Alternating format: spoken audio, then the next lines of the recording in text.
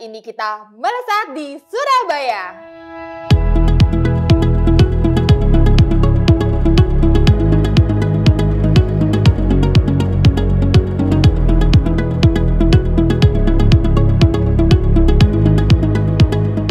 Selamat datang di Melesat, melihat riset vokasi lebih dekat. Bersama saya, Reni Wahyuningsih sebagai host pada episode kita kali ini.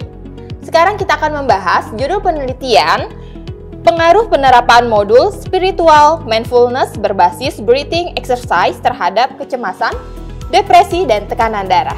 Penelitian ini diketuai oleh Ibu Epi Setiawati. Saat ini saya sudah bersama dengan Ibu Epi Setiawati selaku ketua dari penelitian ini. Selamat pagi Bu Epi. Selamat pagi Mbak Reni. Gimana nih Bu kabarnya hari ini? Alhamdulillah hari ini saya sehat. Bagaimana dengan Mbak Reni? Alhamdulillah. Bu Epi, kita ngobrol-ngobrol sedikit ya Bu ya? Iya boleh. Boleh diceritain dong Bu terkait untuk penelitian yang Bu Epi dan tim ambil nih Bu? Iya, penelitian kami ini terkait dengan breathing exercise dan spiritual mindfulness pada pasien stroke. Kenapa dilakukan pada pasien stroke? Karena pasien stroke ini sering mengalami marah-marah tanpa sebab.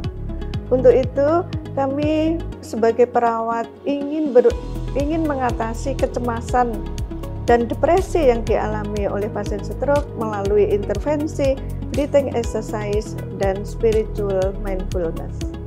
Wah, ini luar biasa sekali Bu. Saya jadi penasaran karena memang ini untuk penelitiannya sendiri khusus untuk penyakit stroke saja ya Bu ya?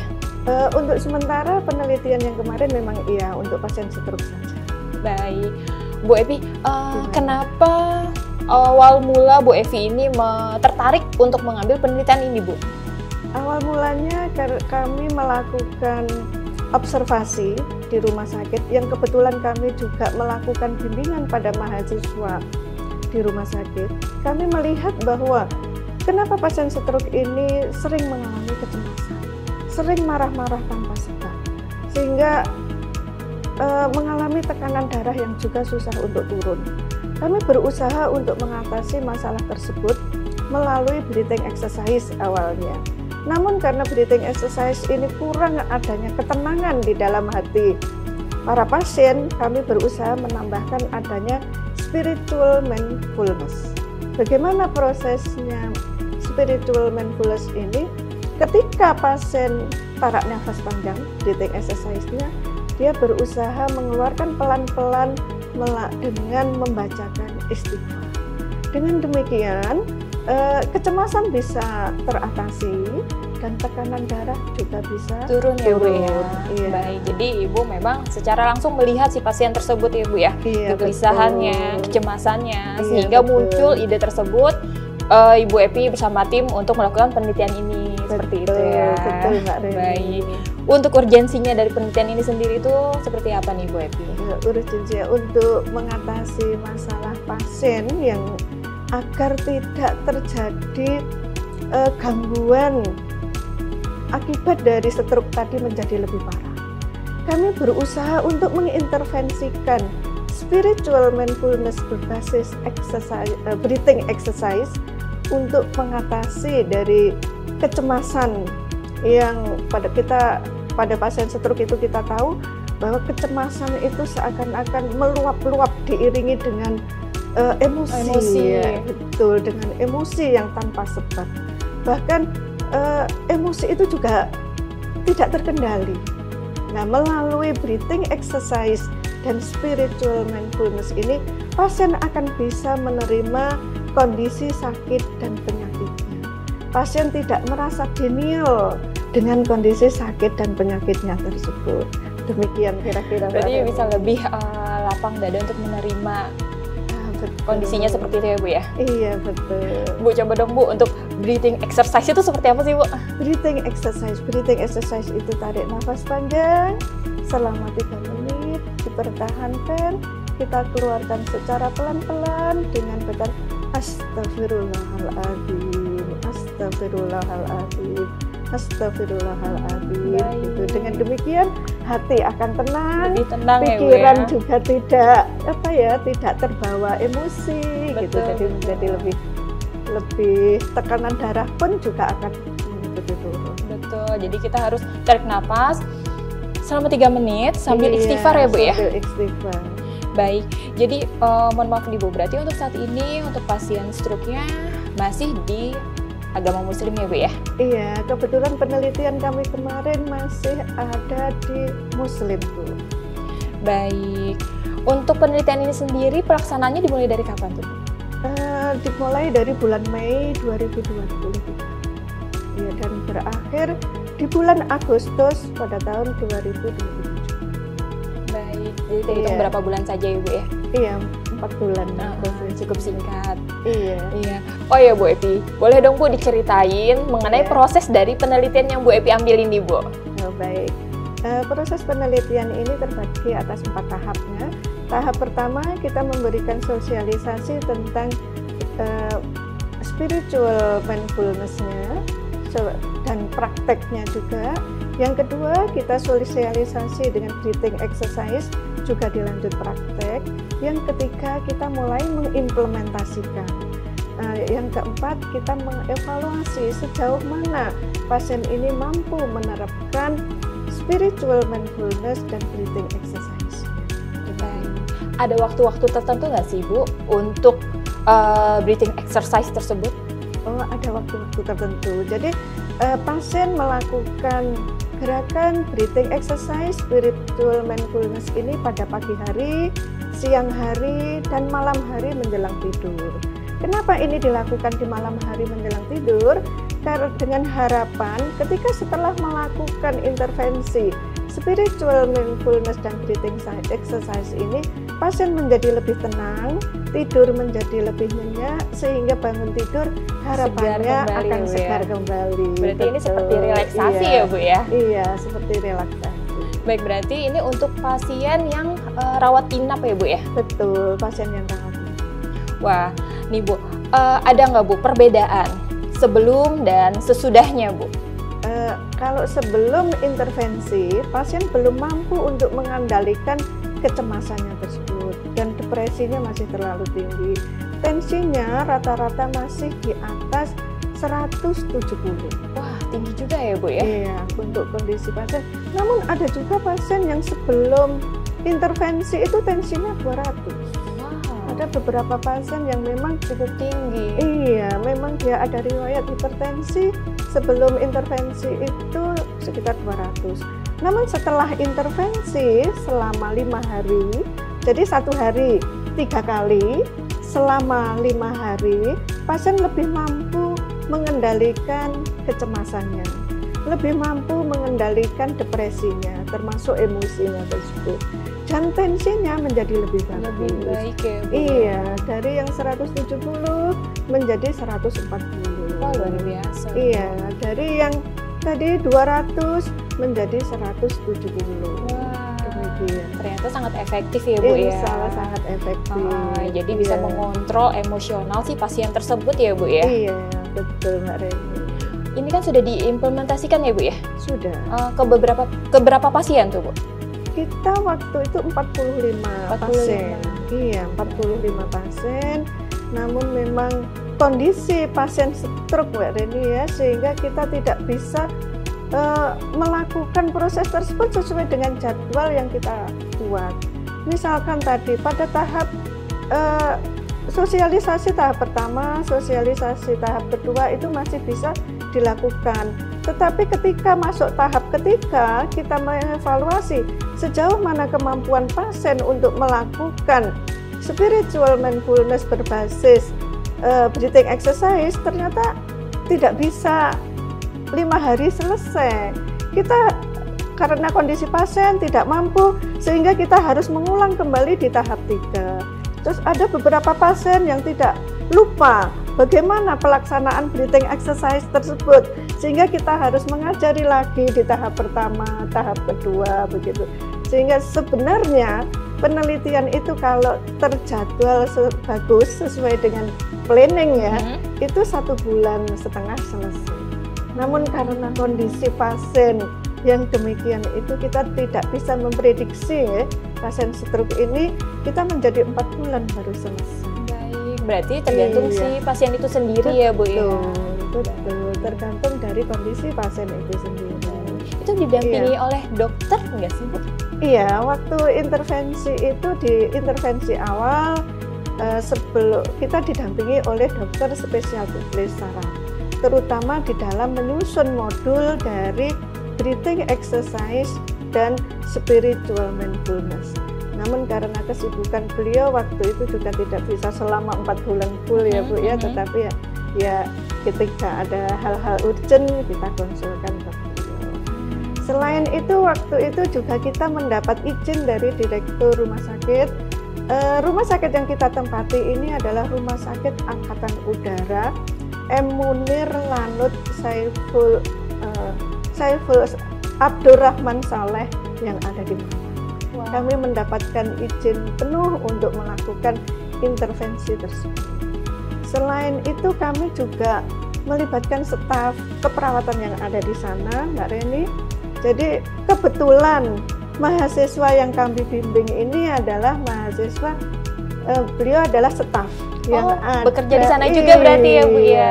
Betul, dia adalah staf keperawatan yang ada di Rumah Sakit M. Munir Abdurrahman Saleh Malang. Berarti alhamdulillahnya dapat tanggapan positif ya Bu ya? Iya, demikian. Baik Bu, untuk penelitian ini siapa saja sih Bu yang terlibat dan perannya itu seperti apa Bu Epi?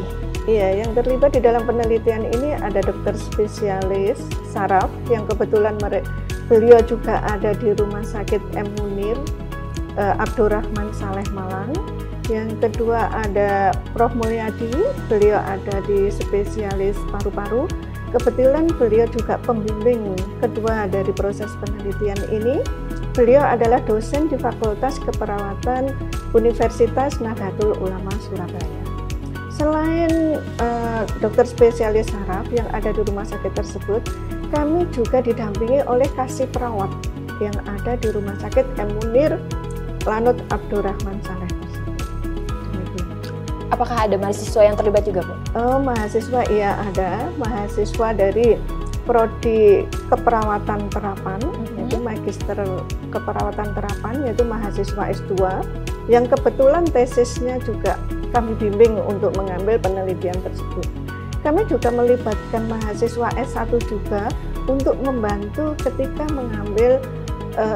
melakukan breathing exercise atau melakukan intervensi tersebut pada responden. Ya. Untuk mitranya sendiri itu perannya seperti apa nih Bu? Mitra memberikan izin pada saya untuk melakukan penelitian tersebut. Mitra kami kebetulan Rumah Sakit Angkatan Udara M. Munir Lanut Abdurrahman Saleh Malang. Dan kebetulan direktur dari rumah sakit tersebut sangat welcome sekali, sehingga kami datang diterima dengan bagus. Kami bisa melakukan penelitian ini mulai dari awal sampai dengan selesai. Wah, responnya sangat baik sekali ya Bu ya. Baik. Untuk produk dari penelitian ini sendiri itu apa Bu Epi? Produknya tentunya dari Spiritual Mindfulness and Breathing Exercise, itu yang pertama. Yang kedua adalah data terkait dengan tingkat kecemasan. Yang kedua dengan depresi. Yang ketiga tekanan darah. Yang ketiga adalah data setelah intervensi, yaitu data kecemasan, depresi, dan tekanan darah, yang mana hasil data antara sebelum dan sesudah intervensi tersebut berbeda. Wah, ini luar biasa ya Bu ya. Tadinya emosional meningkat, tekanan darah tinggi ya. Ternyata setelah melakukan itu langsung adanya penurunan secara signifikan ya Bu ya. Baik, Bu Epi boleh dong Bu ajak Sobat Vokasi yang menonton konten ini untuk breathing exercise Bu, seperti apa? Oh boleh, mari kita lihat. Ayo Sobat Vokasi, mari kita menerapkan teknik breathing exercise dan spiritual mindfulness. Mari, 1, 2, 3. Tarik nafas, kita tahan selama 3 menit. 1, 2, 3. Kita keluarkan pelan-pelan sambil istighfar. Astaghfirullahaladzim, astaghfirullahaladzim, astaghfirullahaladzim, astaghfirullahaladzim. Bagaimana Sobat Bekasi, bisa menirukan? Dan tentunya intervensi ini bukan hanya untuk pasien stroke. Sobat Vokasi bisa berlatih sendiri ketika mengalami kegalauan hati, pikiran jenuh, banyak beban, begitu ya. Wah, cocok sekali untuk Sobat Vokasi yang sering cemas. Nah, betul ya Bu ya. Tapi iya. ini saya tuh menahan 3 menit itu ternyata nggak mudah ya Bu. Nggak mudah ya. Tapi cukup bisa nggak tadi? Untuk saat ini sebenarnya belum Bu. Oh, belum ya, nanti masih terlalu lama buat saya. Iya, nanti kita latih ya. Baik Bu, untuk luaran dari penelitian ini sendiri itu seperti apa Bu?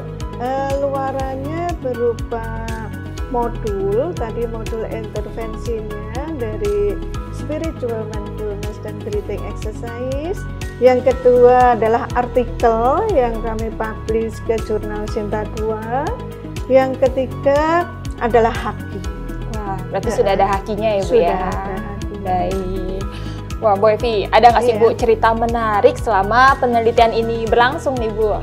Iya, cerita menariknya ketika kita akan melakukan intervensi, ternyata waktu itu kondisi pasien, emosi pasiennya tidak stabil. Pasien marah-marah tanpa sebab, bahkan kita waktu itu diusir. Oh, ada yang sampai mengusir ya Bu ya? Untuk tidak masuk ke ruangan tersebut. Namun karena pasien ini ada keluarganya, kita menyampaikan pada keluarga bahwa tujuan kita adalah melakukan penelitian. Kita akan mengambil data dari pasien tersebut dan keluarga menyanggupi bahwa nanti kalau kondisinya pasien sudah tenang, emosinya sudah stabil, keluarga akan mendatangi kita untuk kita datang kembali pada pasien. Berarti untuk pendekatannya nggak cuma dengan pasiennya saja ya Bu ya, tapi juga melalui keluarganya Iya, ya Bu ya. betul, iya. Bu, ada nggak sih Bu kendala atau tantangan nih Bu selama proses berlangsung? Iya, kendalanya ini ya, karena pasien stroke itu sebagian besar mungkin mengalami gangguan memori juga ya. Sehingga pada tahap pertama, tahap sosialisasi dari spiritual mindfulness, terus sosialisasi dari breathing exercise, ternyata mereka tidak bisa langsung masuk tahap ketiga. Lupa bagaimana sebenarnya teknik spiritual mindfulness dan breathing exercise tadi. Lah, kita mengulang kembali. Dan itu tidak 1 kali, 2 kali, namun beberapa kali sampai pasien ini benar-benar bisa melakukan dan ingat apa yang harus dilakukan. Dia harus tarik nafas panjang selama 3, bertahan selama 3 menit, dikeluarkan sambil membaca istighfar. Iya. Nah nih Bu, tadi kan dijelaskan kalau ada beberapa pasien yang lupa ya Bu ya. Betul. Untuk solusi dari kendala itu sendiri itu bagaimana Bu? Ya, untuk solusinya kita perlu mengulang kembali, ya, mengulang. Kalau memang pasien 1 dia ada di tahap 1, nah, tahap 1 dia belum mengerti dan belum paham, belum bisa melakukan, maka kita harus mengulang mulai dari tahap 1 tersebut. Begitu juga dengan pasien yang mengalami kendala di tahap 2. Kita juga mengulang di tahap 2 tersebut sampai pasien ini benar-benar bisa melakukan sesuai dengan tahapan tersebut. Demikian Mbak Reni. Wah, terapisnya berarti harus super punya kesabaran yang ekstra ya Bu ya. Iya, karena yang kita teliti itu adalah pasien yang mempunyai sakit tertentu yang kita tidak bisa paksakan sesuai dengan apa yang kita mau ya, yang kita mau. Jadi kita harus benar-benar mengikuti kemampuan dari pasien, mengikuti dari kemampuan emosinya, mengikuti semuanya lah agar proses penelitian ini bisa berjalan dengan baik. Betul, harus benar-benar memahami si pasien itu sendiri. Betul, ya Bu ya. Iya. Baik. Ada nggak sih Bu untuk pengembangan penelitian ini ke depannya nih Bu? Iya, tentunya ada. Ke depan kami akan melakukan penelitian tentang spiritual mindfulness dengan kualitas hidup. Namun untuk kualitas hidup ini kami akan melakukan pemeriksaan laboratorium terkait dengan hormon dopamin dan respon imunnya. Kenapa ini kami lakukan? Karena spiritual mindfulness itu tentunya tidak hanya diterapkan pada pasien stroke saja, namun pada semua khalayak masyarakat tentunya yang tidak berpenyakit pun bisa menjalankan spiritual mindfulness. Wah, berarti kedepannya nanti nggak cuma untuk pasien stroke saja ya Bu ya, Iya, tapi betul. siapapun bisa mencoba untuk mengurangi rasa cemas di dirinya masing-masing ya Bu ya. Iya, betul. Baik. Iya. Penelitian Bu Evi bersama tim ini kan sudah mendapatkan pendanaan di program penelitian dan pengabdian kepada masyarakat untuk dosen Iya. vokasi nih Bu. Ada nggak Iya. sih Bu kesan dan juga harapan dari Bu Evi untuk sobat vokasi terkait program PPM ini Bu? Iya. Kesannya kami sangat berterima kasih kepada pemerintah yang telah membiayai penelitian kami melalui hibah kompetisi dari APTV, sehingga penelitian kami bisa berjalan dengan baik. Tentunya hal tersebut tidak mudah ya. Walaupun tidak mudah, kami harus mengikuti beberapa kompetisi dari beberapa proposal yang masuk. Kami sangat bersyukur sekali penelitian ini bisa berjalan sesuai dengan apa yang telah kami rencanakan. Harapan kami ke depan, program ini akan tetap berlanjut terus sampai tidak tak terhingga, ya, sehingga kami pun juga bisa mengembangkan penelitian ini sesuai dengan skem yang kami ajukan. Yang kedua, kami berharap penelitian ini juga mendapatkan pendanaan yang lebih besar, sehingga kami juga bisa mengembangkan penelitian ini sesuai dengan skem yang kami harapkan. Demikian Mbak Reni. Amin. Bu Evi, sekalian nih Bu, kasih tips and trik buat sobat vokasi agar mendapatkan pendanaan yang serupa dengan Bu Evi. Ketika menyusun proposal penelitian, kita tidak bisa terlepas dari panduan yang sudah diberikan oleh APTV. Kita pelajari betul-betul panduan tersebut. Dari panduan tersebut kita sesuaikan dengan tema penelitian kita. Dari tema penelitian kita ini tentu kita berangkatnya dari beberapa data yang ada di lapangan. Mari sobat vokasi, kita berkompetisi untuk meraih hibah dari APTV. Wah, baik. Berarti dari tips and trik dari Ibu Evi ini biar berhasil mendapatkan pendanaan yang serupa itu harus menyusun sesuai dengan panduan yang ada Ibu ya, dan juga harus dipelajari serta ini harus menyesuaikan dengan tema penelitian itu sendiri, seperti itu ya. Baik. Nah sobat vokasi, metode breathing exercise ini terbukti dapat menurunkan kecemasan pada pasien stroke. Dan tentunya nggak hanya pada pasien stroke saja, tapi kita juga dapat mengimplementasikan metode ini untuk mengurangi rasa cemas yang ada pada diri kita loh. Bu Evi, terima kasih banyak ya Bu ya sudah meluangkan waktunya dan juga sudah mau menceritakan terkait penelitian yang Ibu Evi ambil nih Bu. Iya, terima kasih sama-sama Mbak Reni telah berkenan rawuh ke UNUSA. Wah, sama-sama Bu. Iya. Nah sobat vokasi, terima kasih sudah menonton konten ini. Semoga menginspirasi dan juga memberikan manfaat untuk sobat vokasi semuanya. Jangan lupa like, subscribe, dan juga komen di kolom bawah ini ya. Sampai jumpa di episode selanjutnya di Melesat Melihat Riset Vokasi Lebih Dekat. Bu Evi, terima kasih banyak ya Bu ya. Iya, semoga sehat sama-sama, Mbak terus. Reni. Semoga nanti penelitiannya makin sukses ke depannya ya Bu ya. Insya Allah. Ya, terima kasih Mbak Reni sudah